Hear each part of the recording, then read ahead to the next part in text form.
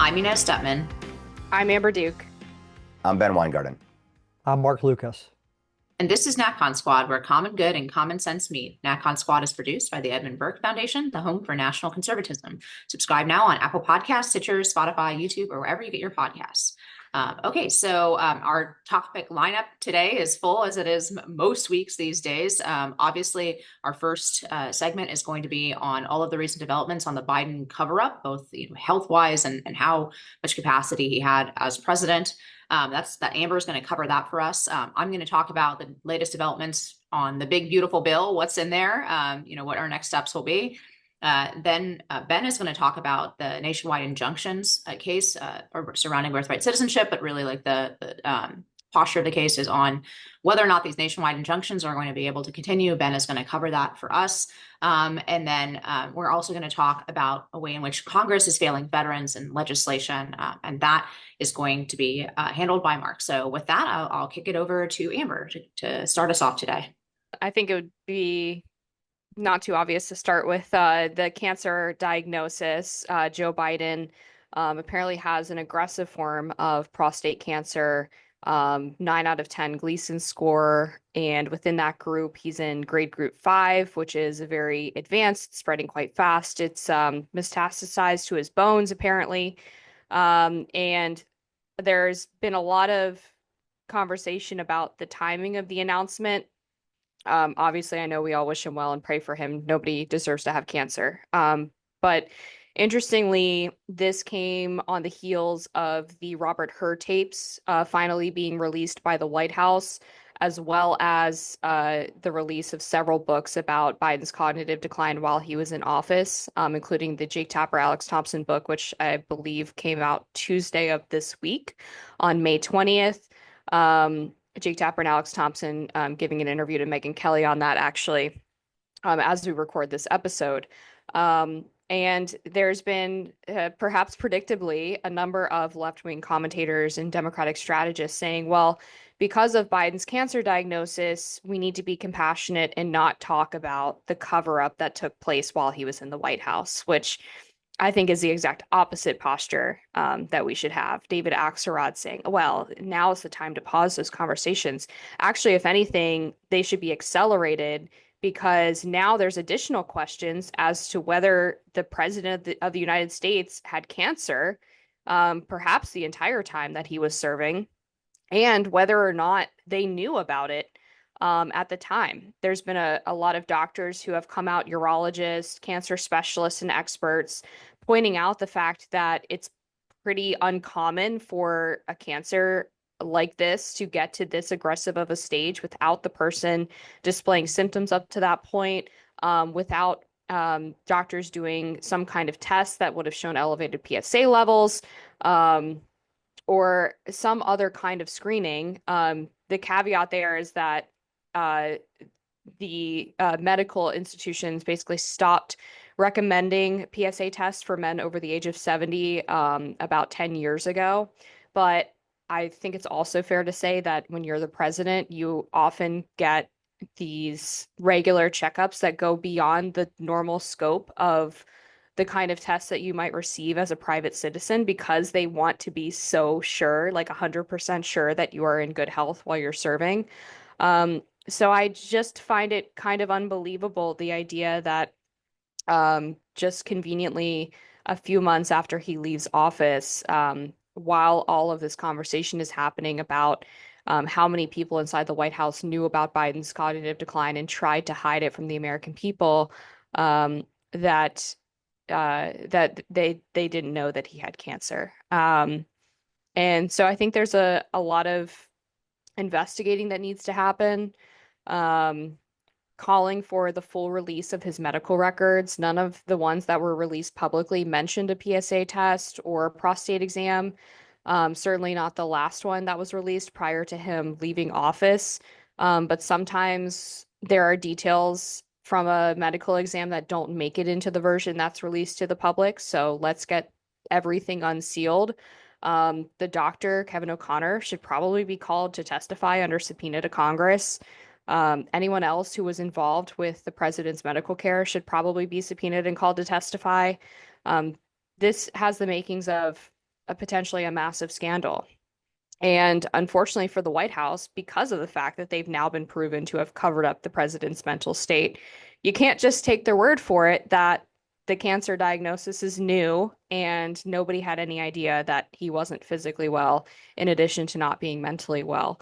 Um, a little bit more on the her tapes. Of course, we already knew from the transcript that Biden was shown to be struggling quite immensely to the point that the special prosecutor did not believe that he would be able to prove in court that Biden was essentially capable of knowingly breaking the law and mishandling classified documents because he was such a feeble old man, as Robert Hur put it.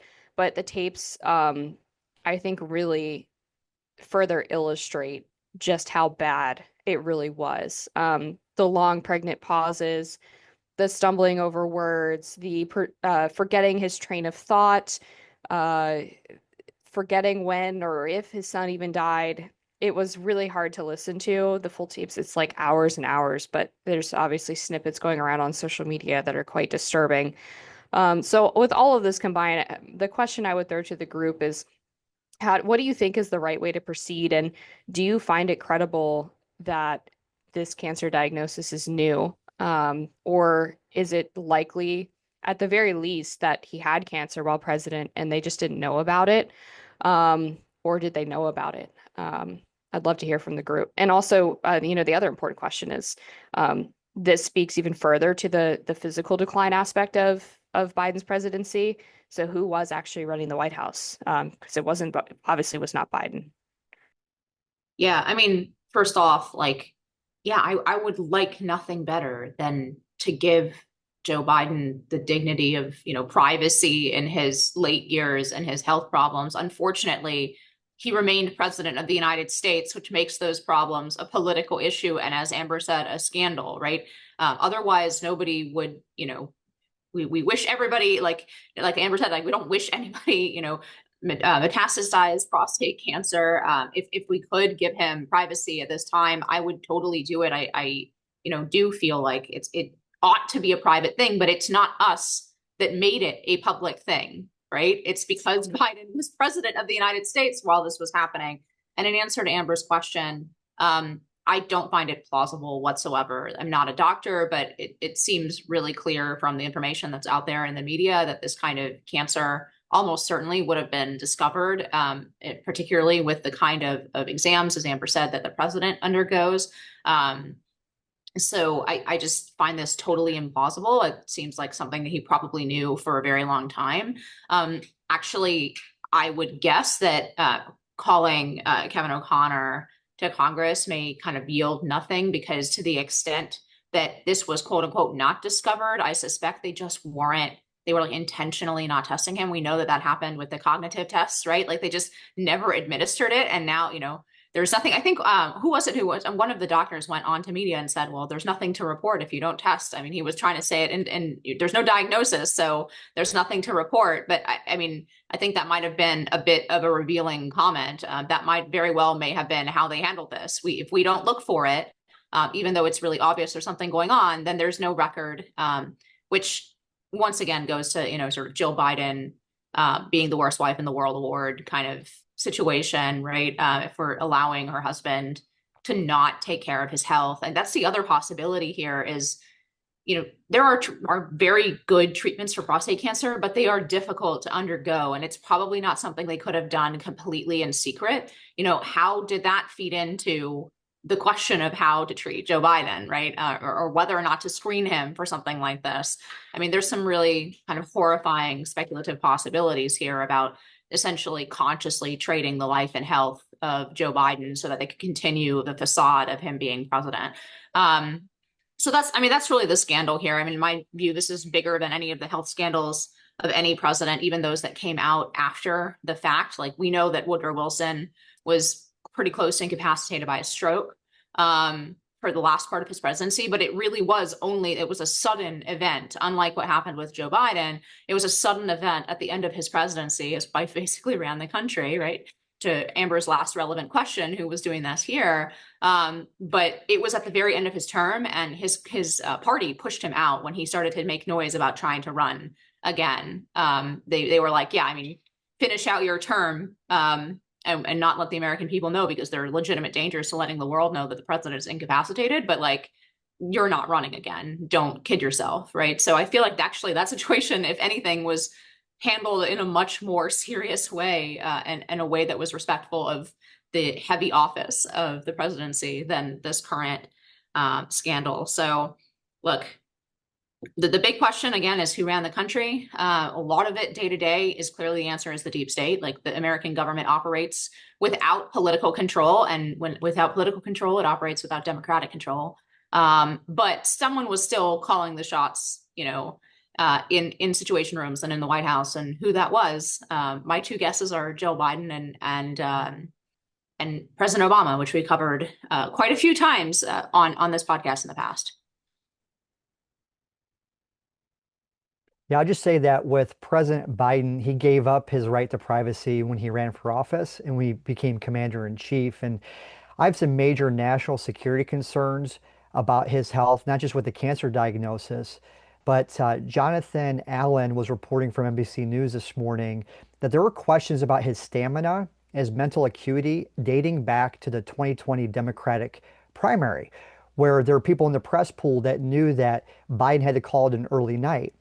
So what I saw over the last, 4 years of Biden and this lack of leadership was that the enemies of the United States had complete freedom of maneuver all around the globe. It wasn't just with Biden either. It was with our Secretary of Defense, Lloyd Austin, who went AWOL for days, didn't report a surgery to the White House. So we have seen that the Democratic Party has continually been lack of transparency. They haven't been honest with the American people, and they've jeopardized our national security. Well, and I think what I'd add to that is setting aside the national security concerns for a second, the Democrat power brokers who cleared the field and forced Biden as the figurehead, essentially, they had total contempt for the American people. They wanted someone who, while maybe not controllable in and of himself, and of course he was controlled, because how many times did he said, on my hand were to say, I can't really go into this right now. They wanted someone who was a figurehead so that basically Obama world could continue to run the country and he could serve out 12 years effectively as president. So there were, of course, national security ramifications to that, but also just the notion that we actually have a representative government, that our president is someone who is, supposed to be accountable to us and rule with our consent. That was totally gone. This was the regime running things, with Joe Biden's name basically at the top of every single directive. And we also know, I think to Mark's point, this is why there was no scandal over Lloyd Austin, because to attack Lloyd Austin would have been to indict themselves also over Joe Biden as well. So they think it's perfectly acceptable for people to be AWOL and MIA, even when they're in the most sensitive and serious possible positions, particularly in national security. Just a couple other things that I point out really briefly.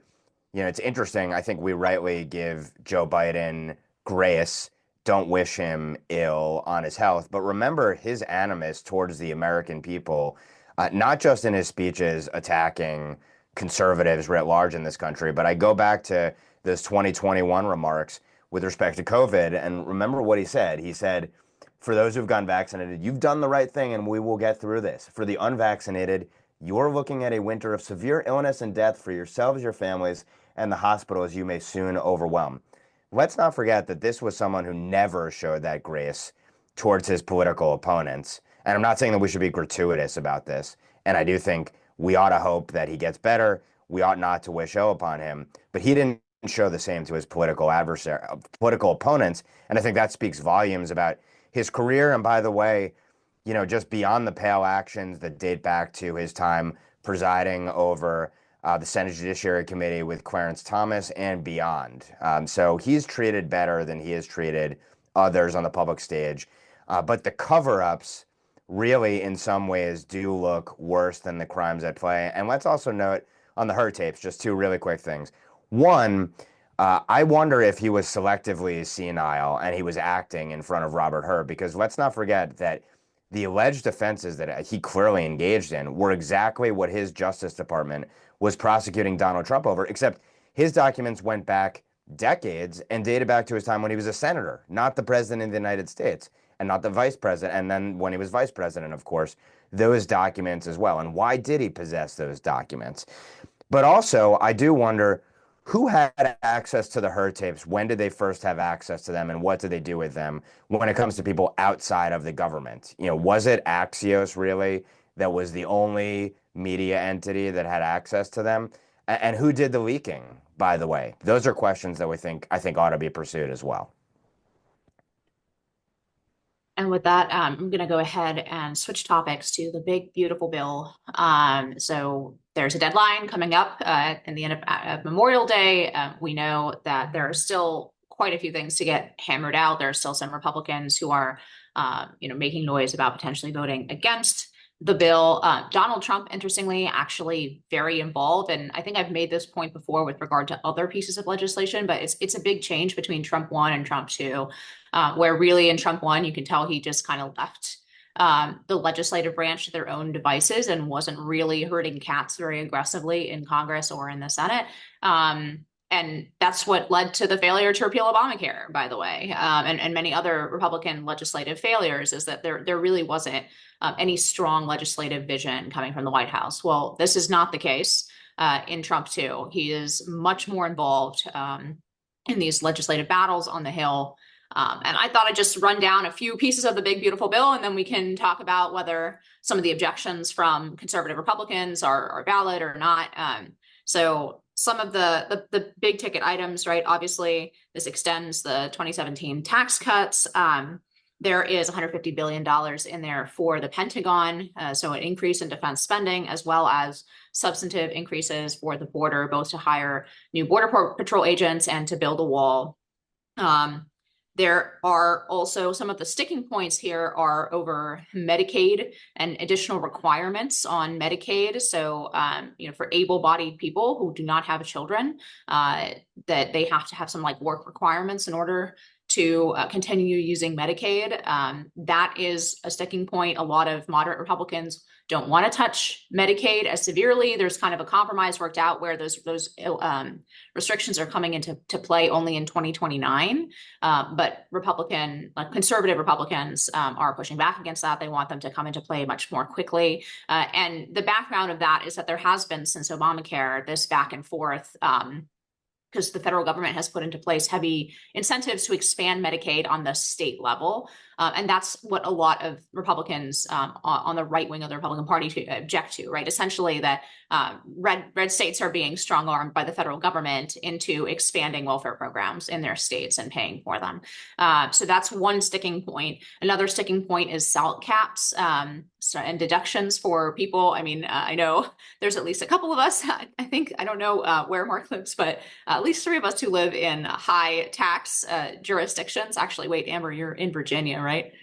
Okay, so not in DC, but so in states that have high taxes, there's a question of how much of your state taxes you can deduct against your federal taxes, essentially a subsidy for states raising their taxes and existing in a high tax state. But there are also lots of people like us represented sometimes by moderate Republicans in blue states that are saying, well, why are you raising taxes on essentially on my constituents? So that's another big sticking point in these negotiations. Other stuff to note, there's a MAGA account put in place. This is a kind of bond for children born between 2024 and 2028. MAGA child accounts, the federal government will deposit $1,000 as a bond. And then it's an expansion as well of the child tax credits that already existed.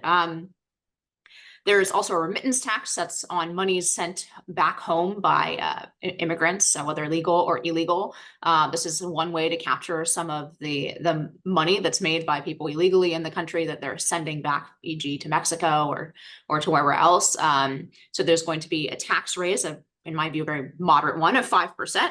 And then finally, we're raising the debt ceiling. Just from my my special hobby horse, there is still and has remained so far, we'll see what the Senate does, a endowment tax. Now, placed on university endowments of 21%. It's not the 35 that I called for, but 21%, raising that up from 1.4%, which is just like ludicrous, right? 35% would place them basically the same bucket as hedge funds, which is really what these schools are. Harvard is a massive, massive hedge fund. If it were a hedge fund classified as, it would be one of the top 10 hedge funds in the United States, and it's being taxed at 1.4%. So that's absurd. It shouldn't continue. And this bill has an endowment tax in it, as well as some other changes to the structure of student loans, expansion of Pell Grants, and some other higher ed stuff. So feel free to chime in with. I mean, this is another one of those you got to pass it to find out what it's the regular order, quote unquote, of our government now. Unfortunately, that everything is done in these huge, massive bills. This is almost 1,200 pages. There's a ton in there. It really is basically like everybody's scrambling to read, their piece of this bill and try to figure out what our representatives are actually voting on. So if you have more to add or thoughts about the sort of inter-Republican dynamics on any of this stuff, now would be the time. Well, I would add that this is President Trump's bill, and these congressional Republicans need to understand that. I know there's all these different concerns with the deficit, which I have, with military spending, but ultimately, President Trump won one of the most decisive political victories we've seen. He won all 7 swing states. He won the popular vote. All those key tenets that you just mentioned, he talked about on the campaign trail. And I think it's another case that the Republicans, they don't have the votes. That's why President Trump was on Capitol Hill this morning. He had to whip votes with the conference. And Republicans need to understand that when President Trump is on the ballot, when we run on his issues, he wins. And congressional Republicans, they failed on Obamacare. They continue to fail on taxes and spending. This is a good opportunity to give the president the mandate that he deserves and to move on to these other pressing matters. One thing I'm concerned about is that it looks like I've heard economists say that they forecast the debt ceiling could be hit by Labor Day of 2026, which is right before the midterms.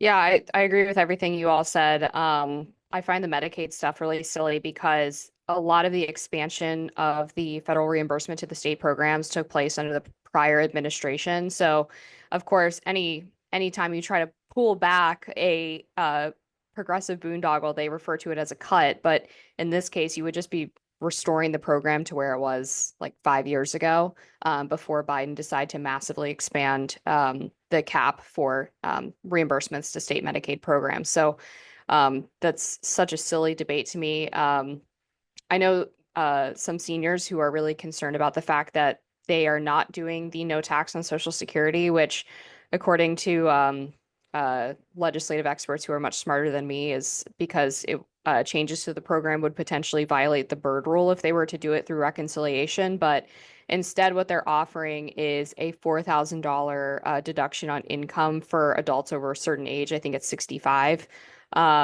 which basically translates to like a $500 tax savings. So for people who are really looking forward to and needing this Social Security tax relief, it's kind of like a small comfort, and isn't really going to do much for them. So I think that's really a shame. And I hope that they pursue tackling the no tax on Social Security promise in a different way.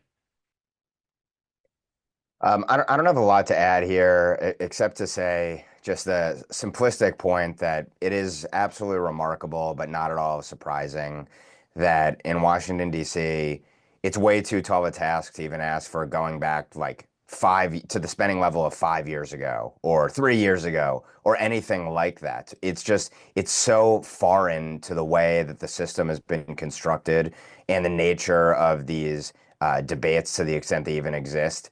The political dynamics here are obviously interesting because you have like the moderate rhinos kind of on the one hand, or at least people representing moderate constituents on the one hand, and they're scared about their seats. And then you have those who are laser focused on cutting spending to the greatest extent possible, deregulation, et cetera, in the House Freedom Caucus on the other. And so it's kind of the two poles of the party that are kind of viewed as the holdups here. It's interesting to note that Trump himself on Capitol Hill, he praised Freedom Caucus folks, but he's also, I think, taken shots at kind of all of the potential holdouts.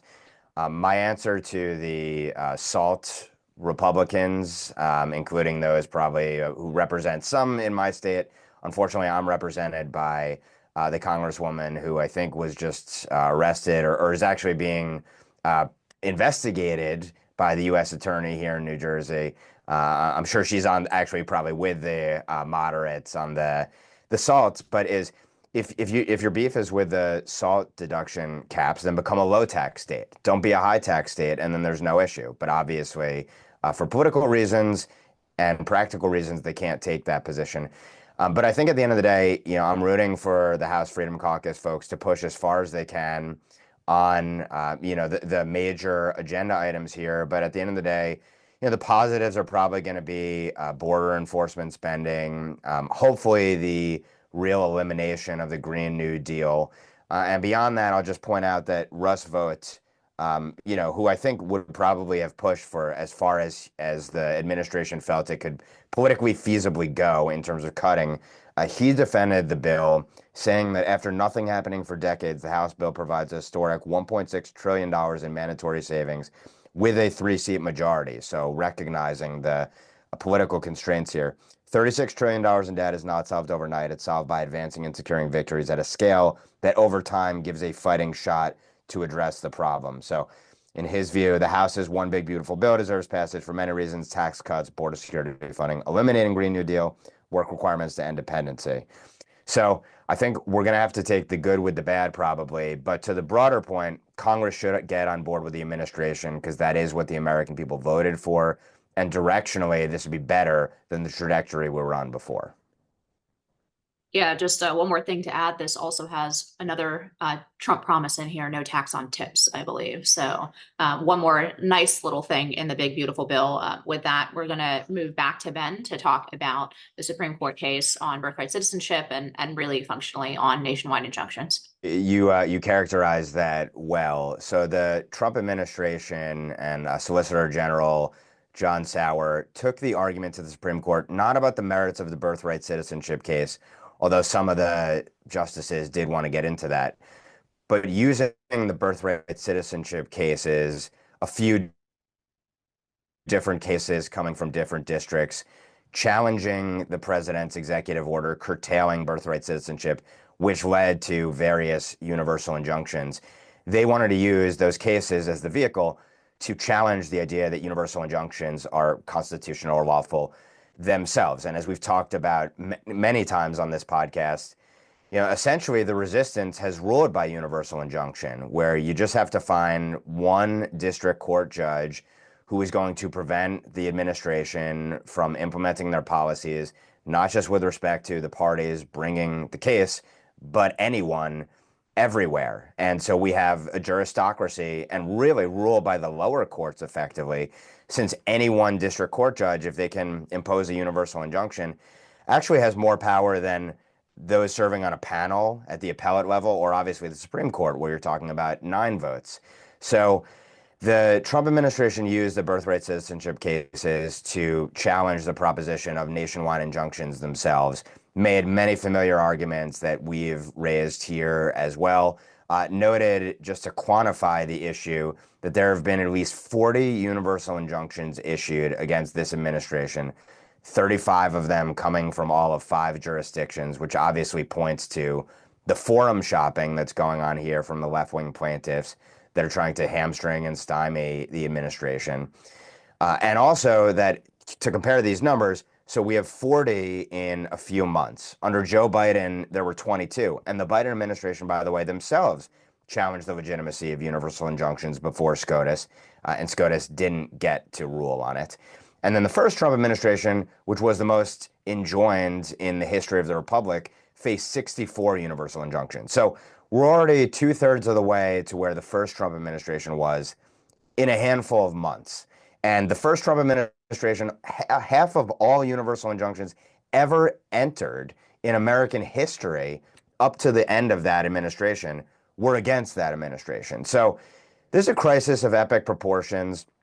And one of the fundamental arguments here against them is that courts are supposed to rule about the cases and controversies before them and concerning the parties that are before them. And historically and under principles of jurisprudence in America, these things are alien to our system.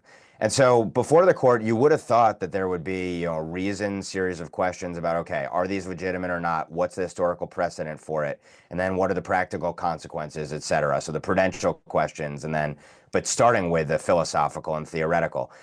In many instances, sadly, from the left, basically, you had, well, basically, the birthright citizenship executive order is unlawful. All the lower courts are saying it's unlawful. You're violating all these precedents. So if we get rid of universal injunctions, how are we going to get to the right answer? And how are we going to get to the right answer as the justices see it? Fast enough. Sadly, but not surprisingly, Justice Kagan was one of the people on this side of the argument. And Kagan herself had previously argued that universal injunctions are ludicrous, essentially. So I guess just not in the cases where she agrees with the universal injunctions that are being imposed. We know that in the past, Justices Thomas, Gorsuch, and Alito minimally have shown their aversion to universal injunctions, with Justice Thomas being at the forefront. And then Justice Kavanaugh had said in a prior opinion that the court really might have to take up the question of whether these are a legitimate remedy. And Justice Barrett concurred in that opinion. During oral arguments, it was very hard to get a read on Barrett here. She did not tilt her hand. She was pretty critical, I thought, in some of the questioning of the Solicitor General representing the Trump administration. The court's liberal justices or progressive justices are exactly where you'd think they would be on this issue.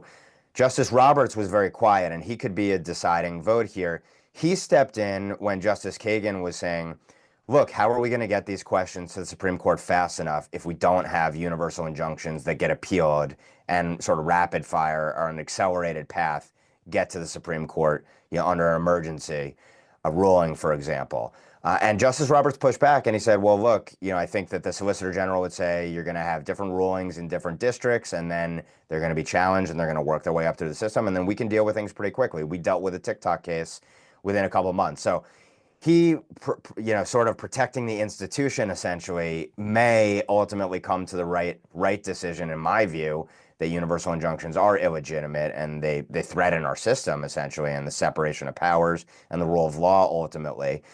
But it's not clear yet where it's all going to go. The main argument from the administration was that in lieu of universal injunctions, plaintiffs can file class action lawsuits. They can be even nationwide class action lawsuits. And that's how you get there in a way that's actually consistent with the rule of law, the rules, jurisprudence, precedent, etc. Justice Kavanaugh seemed to be swayed by that, so that could be a really important fourth vote, at least minimally. But I think this is going to come down to, unfortunately, potentially, Roberts and Barrett. And the question is going to be, is Roberts going to try to come up with some thread the needle way to quote unquote protect the institution that instead leads to the lower courts continuing to engage in the chicanery that we've seen? Or potentially, is he going to put his foot down and say that to defend the third branch, to defend his branch, ultimately, we need to do away with the universal injunctions, and class action lawsuits are the response? It's yet to be seen at this point. The court watchers say we'll probably find out in June. It is worth noting that the administration itself, in some gamesmanship, basically said we'll abide by rulings and the precedent of the Supreme Court. So they were very deferential there, in contrast with their critics who have said, well, they're going to just flout the Supreme Court. Maybe that was a tactical and also a philosophical point that the Solicitor General is making. Maybe there's some give and take here between the branches going on behind the scenes. So we'll have to see how it all plays out. But ultimately, I do believe if the court doesn't put down universal injunctions, it's just a recipe for the judiciary to run roughshod over the executive branch. And we're going to continue to be in a state of perpetual constitutional crisis throughout this administration and then in future administrations as well. So I'd open up to the panel. What do you guys make of oral arguments, to the extent you heard anything from them? And what do you think the court's ultimately going to shake out on this? Well, as Justice Thomas has pointed out repeatedly on this, I mean, nationwide injunction is a pretty short history in this country. The first ones really only pop up in the 1960s. They remain rare all the way into the 2000s. We're talking about something that really has exploded, basically became a big problem under Trump 1. We're not talking about a type of move from the courts that has a history of balancing between powers or anything like this. Is not how the balance between the legislative, executive, and judiciary is supposed to work. That you find one judge, one federal court judge, as Ben pointed out, really importantly, not even on a panel, which actually increases the power of that single judge, even though he's on the lower end of the federal courts. You're not supposed to find one judge in the country that agrees with you, and then instead of ruling on the case and parties in front of him, he essentially legislates for the entire country. And I think Justice Thomas is exactly right on this. I think Ben gave the breakdown really well about where the swing votes are on this case. I will note that if the Chief Justice is interested in the institution of the court and preserving the respect for the institution of the court, he should absolutely smack down the ability of lower courts to abuse nationwide injunctions in this way. Nothing will tank the reputation of the courts in this country than if, like, the craziest federal judge at any point gets to make law for the entire country. That is not a good long-term strategy to maintain the kind of respect among the American people on which the reputation and the power ultimately of the court depends. So we've seen in the past, unfortunately, that Roberts, seems too worried about the institutional reputation of the court on a left that has proven over and over again, most recently under the Biden administration, that they don't have any respect for the institution of the court, and that their newfound respect is based only on whether the court rules their way or not. Of course, all the noise under the Biden administration about packing the court, that if nothing else, that should have proven, although likely hasn't, to Justice Roberts that there is no respect to be gained on the left for the court. And the only part of the country that still has that kind of institutional respect for the court is the right. And nothing will, I think, create a more dangerous situation for the judicial branch in this country than simultaneously losing all of the institutional trust and respect that they've already lost on the left, and now doing that on the right by allowing, like, the craziest federal court judges in the entire country to essentially make law for the entire country. So that's my 2 cents on that. And that's precisely what Gorsuch has said about these universal nationwide injunctions, which is that you have a single judge going through a rushed process, where their posture is effectively, they think that it's their job to attack the law rather than provide relief to the plaintiffs. And they really view themselves as, like, not a co-equal branch, but a counterweight, and in many cases actually supreme over the executive branch and getting to decide policy decisions for the entire country. So I'm glad that the Trump administration has forced the Supreme Court to finally address this issue. 92% of the injunctions against the Trump administration, according to the Harvard Law Review, have come from Democrat-appointed judges. And then during the Biden administration, those injunctions were 100% from Republican judges. So this has just become a political football rather than the courts behaving in a way that the American people expect them to function, which is actually a legal review of what's happening, and not just well, because I'm on this bench and I can issue this nationwide injunction, I'm going to use it to stop the executive because I don't like the political party that they're operating from. And let's go ahead and turn to Mark to close us out with some legislative, well, I should say failure to act legislatively on behalf of veterans. Yes, I'm starting to see a replay of what I saw in Trump's first administration in 2017 in regards to making progress or a lack of progress on veterans issues. I live in Iowa. I saw President Trump caucus here in 2016, and he traveled all across the country on a 10-point plan to help veterans. And 2 of those issues, I was able to speak with the president at the White House, and one of them was accountability to the VA and choice in healthcare. And when you look at this congressional session, it reminds me of 2017, where we had a bill called the VA Accountability and Whistleblower Protection Act of 2017. And what that bill was going to do was hold bad VA employees accountable. We'd be able to fire those people that jeopardized veterans' lives. And we're also going to protect whistleblowers, those good VA employees who were serving for the mission that wanted to do the right thing.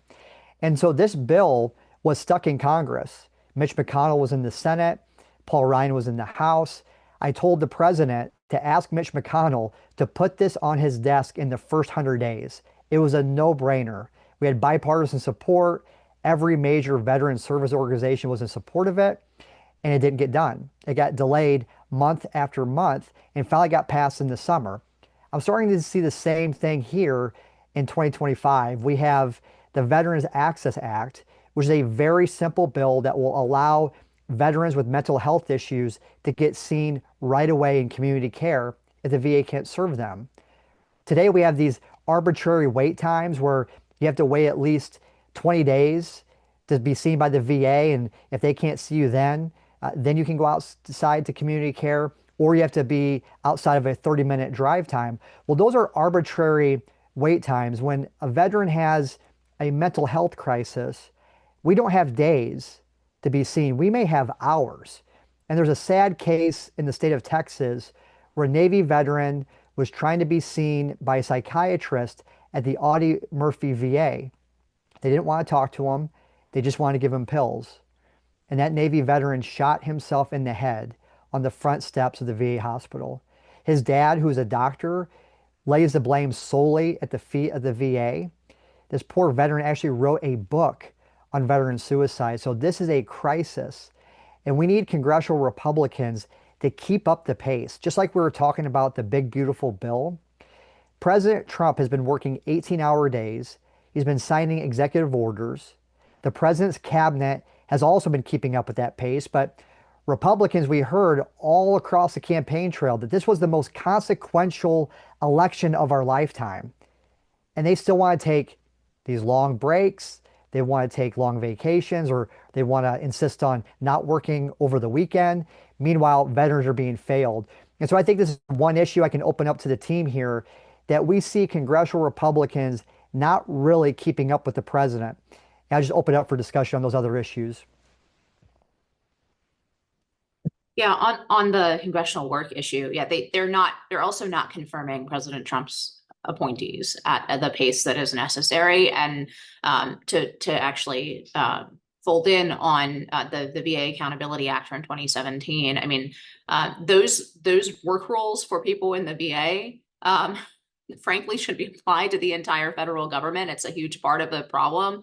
And it folds into this larger like civil service problem where we can't fire anyone from the federal government. It takes an average of 170 to 370 days to fire somebody with a huge record of them not working or doing extremely bad work. It's very, very difficult to fire people. I mean, the VA is frankly, sort of infamous and famous. I even remember back in the Obama days, one of the things that Obama was running on when he was trying to shop Obamacare was like, well, the VA is great. Well, we should just essentially make VA, like the VA, American healthcare. Well, I don't know. I'm sure a lot of you out there like have veterans in your family or your friends. Like the average feeling about the VA among veterans and their efficiency and the quality of their care is not fantastic, let's say. And so, all of these battles are old. I do take the point that, I mean, essentially Congress has become basically vestigial. All it does is pass these one like must pass bill whenever that comes up, whenever we hit the debt limit. That's not how Congress is supposed to function. They're not supposed to be drawing up these massive omnibus bills on a deadline to fulfill their most basic constitutional duty to actually draw up the budget. And frankly, a lot of what they write in any case when they appropriate money in recent years, as I've said many times on this podcast, is functionally just turning over legislative powers to the executive branch, right? Is just turning over to these executive agencies, which they themselves cannot be controlled by the president, right? So just turning it over essentially to the administrative state to do the day-to-day business and the political business of the country in a totally anti-democratic way. So we're not really seeing Congress break out of that mold. Even if as we said in the segment, I think the big, beautiful bill is probably on the balance. I think it's probably an improvement over what we had before. I think it's probably worth voting for.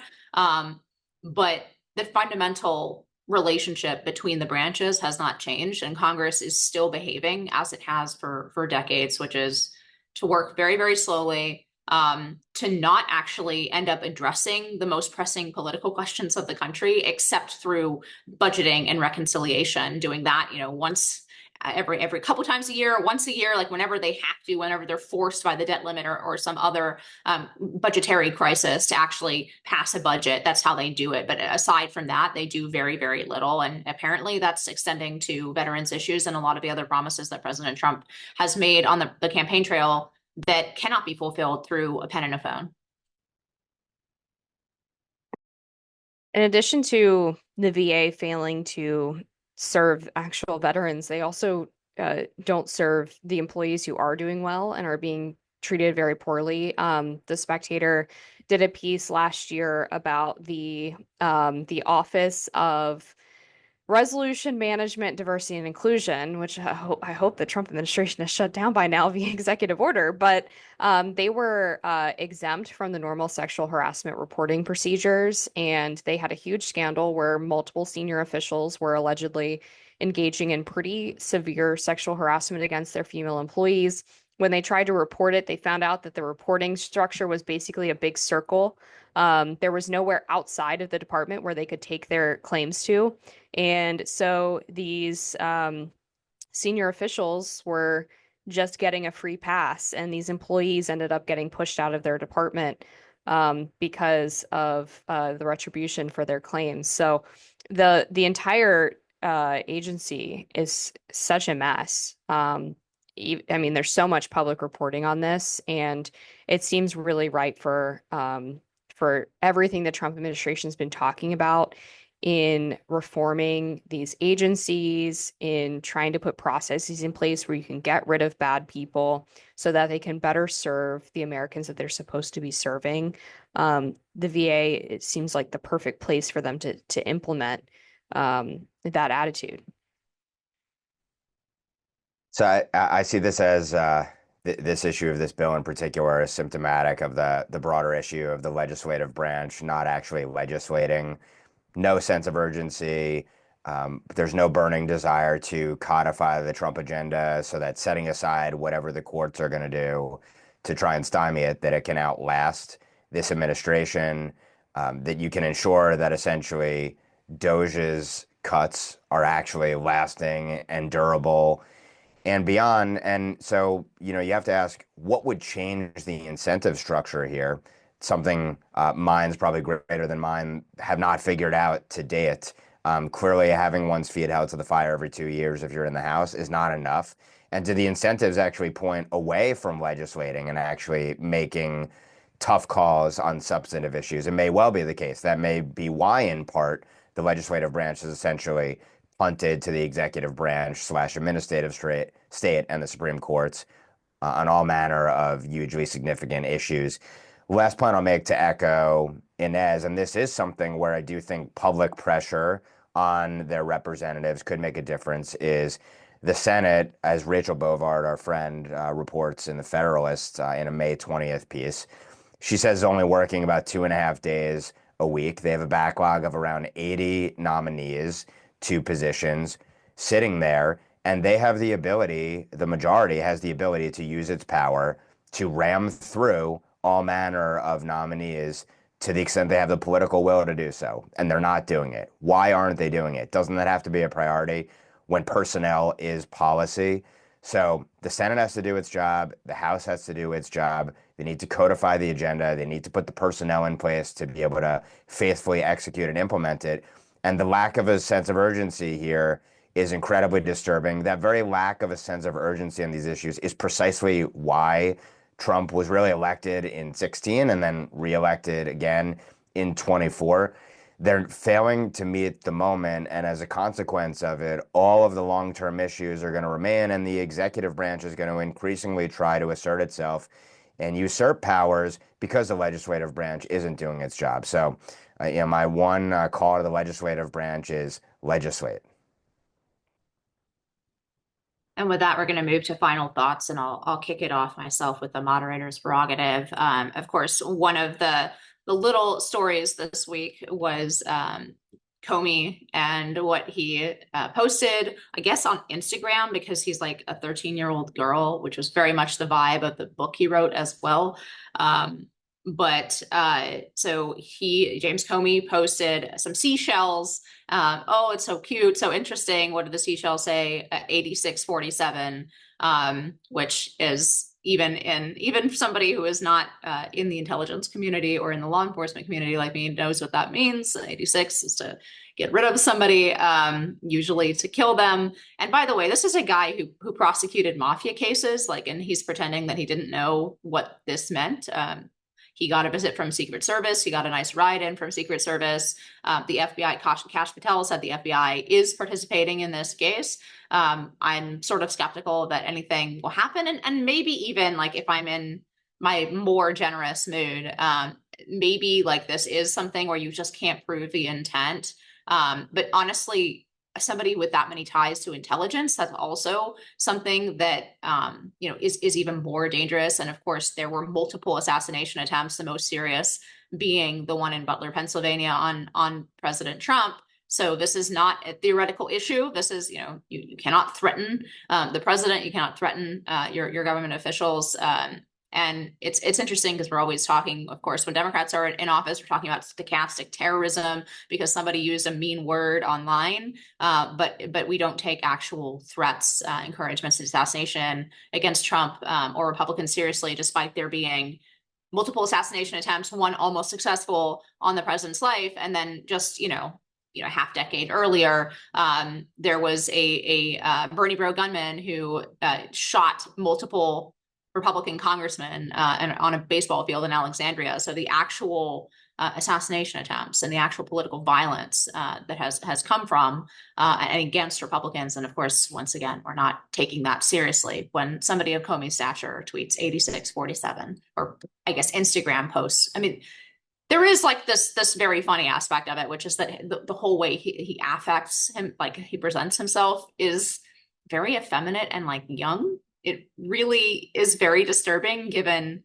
the high positions that this man has held, that he has this sort of little girl affect to him. But in any case, that's just my personal 2 cents or whatever. That's probably worthless speculation. But we'll see what comes of the actual case here, if he's actually charged with anything, or if it's just going to be sort of an interview from Secret Service and then the FBI. Secret Service usually takes the lead on these kinds of investigations, so we'll see.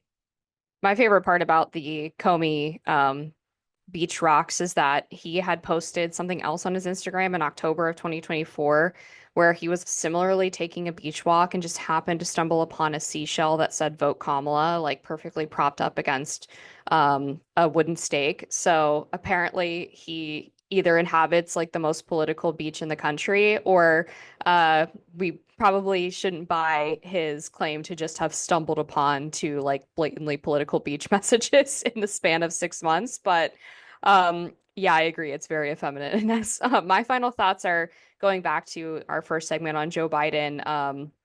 Inez mentioned something about the treatment possibilities and whether or not Biden would have been able to undergo those in secret while serving as president. And one of the things that kind of stuck out to me was during the Biden presidency, we talked a lot, of course, about the very light schedule where he was constantly calling these extended brunch lids for multiple hours mid-morning. He spent pretty much every long weekend from Friday to Monday somewhere in Delaware, either at Wilmington or Rehoboth, one of his homes, and was often not seen in public for days at a time. And at the time, my thought obviously was, well, they're just trying to hide him because they don't want him to interact with the press or the public, because they want to minimize the number of gaffes or cognitive issues that he displays in those interactions. But now I have this other burning question, which is, was he kept from the public so frequently while serving in office because he was secretly undergoing those treatments? And again, as we mentioned earlier, there's no benefit of the doubt that you can give to the White House. So I think that's a reasonable question to ask. My final thought is just a recommendation that you check out Justice Alito's dissent. He was joined by Justice Thomas in a case concerning the Tren de Aragua terrorists. And in a 7-2 ruling, essentially, the Supreme Court has continued to validate lower courts is stepping in and preventing the administration from acting properly. They haven't said that the administration's use of the Alien Enemies Act to target Tren de Aragua terrorists is unlawful, but they have challenged the administration in the lower courts on sort of how it's operating and who is covered and how they're covered. And the Supreme Court has basically stepped in and said on an emergency basis, we're going to halt your policy. And when you read Justice Alito's dissent, you just see how basically the court has said, you know, we're going to dispense with looking at what precedent says. We're not going to let things percolate and build up in the lower courts. We're going to step in and we're going to make decisions without even justifying them right here, adverse to the policy, to the administration, and to our sovereignty ultimately. And it's just remarkable to see how the court can act so speedily when it wants to get to a certain answer. And yet, on the other hand, it continues to let the judiciary branch rot with insane district court judges making all manner of asinine rulings and essentially serving as philosopher kings representing the entire country. So that should not give you confidence in what is coming necessarily with nationwide injunctions potentially. But it also calls into the question, again, the court as an institution more broadly, why are there one set of rules in one circumstance and another set of rules in another? Very disconcerting, and all the more reason why it is incumbent upon the legislative branch again to do its job. My final thoughts are on President Trump's pursuit of peace between Russia and Ukraine. You know, I was a war fighter. I served in Afghanistan in 2010 and 2011. Those were the two deadliest years of the war. We took more KIAs during that period than at any other point in Afghanistan. And President Trump's agenda on peace really resonates with us, these war fighters who were proud of our service, but we understand that our country made mistakes. And I love the fact that President Trump is really leaning into this. He wants to bring together an agreement.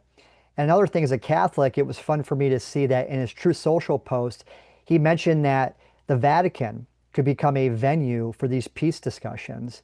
And it makes me think back to the days of Pope John Paul II and also with Margaret Thatcher and Ronald Reagan, back when the church really played a huge role in promoting peace. And what we saw with the pontificate of Pope Francis was it seemed to be more going in the line of democratic policy, whether it was COVID-19 and shutdowns and all of this and all of that, that maybe is a time for our church to remain true to our social teachings, but also to promote this peace. And President Trump has been an incredible stalwart of peace. What we saw with how he negotiated with the Houthis, what he did in his first administration. I think that we are on the verge of great peace and prosperity in the Trump era. And he's proven to us that not only is he a great commander-in-chief, but he'll be a great negotiator of the peace. And with that, that closes us out for the week. So on behalf of Ben, Amber, and Mark, thanks for tuning in. I'm Inez Stepman, and we'll see you at the next NatCon Squad.